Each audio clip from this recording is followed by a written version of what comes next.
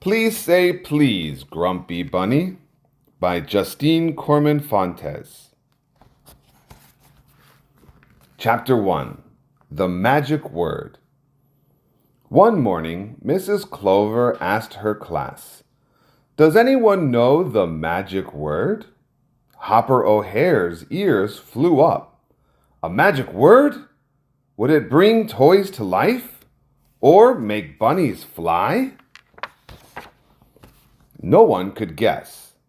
"The magic word is please," Mrs. Clover said. Hopper's ears drooped. He rolled his eyes. The word please wasn't magical. It was just one of those polite words grown-ups fussed about, like thank you and excuse me. Hopper wasn't used to saying please. He was an only bunny. Hopper never had to ask brothers or sisters for things. And at Corny's crowded house, every bunny was too busy playing to bother with saying please. Chapter 2. The Game. "We are going to play a Please Day game," Mrs. Clover said. "The winner will be any bunny who says please perfectly all day long. That means saying please every time you ask for anything." Hopper decided to win the Please Day game. This should be easy, he thought. But remembering to say please every time you ask for something isn't easy. Mrs. Clover's class played basketball during gym. It was a very exciting game. Marigold got near the basket. She shouted, "Pass the ball to me!" Every bunny froze. Corny stopped dribbling. Suddenly, Marigold realized her mistake. "Oh no, I forgot to say please." Hopper felt sorry for Marigold. He was determined not to make the same mistake. Chapter 3. The Surprise Bonus. "May I please write on the blackboard?" Hopper asked later. Hopper loved to write on the board. Mrs. Clover smiled.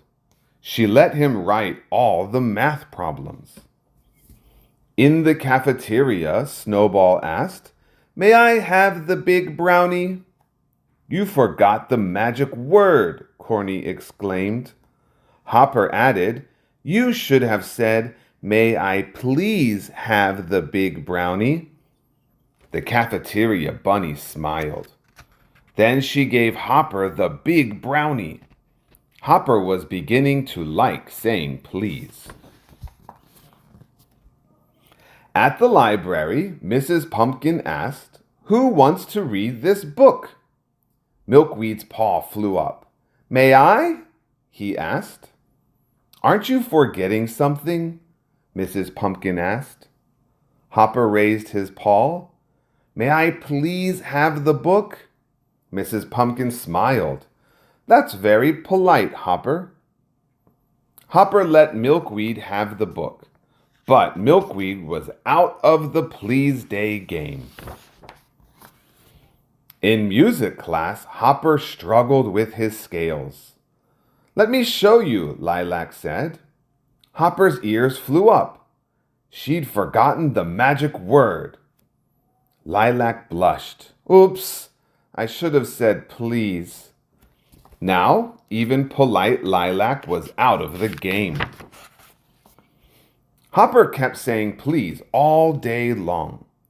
And the strangest thing happened. He started to think the word might really be magic. Chapter 4. The Winner. "May I please have your attention?" Mrs. Clover asked at the end of the day. "Who remembered to say please all day?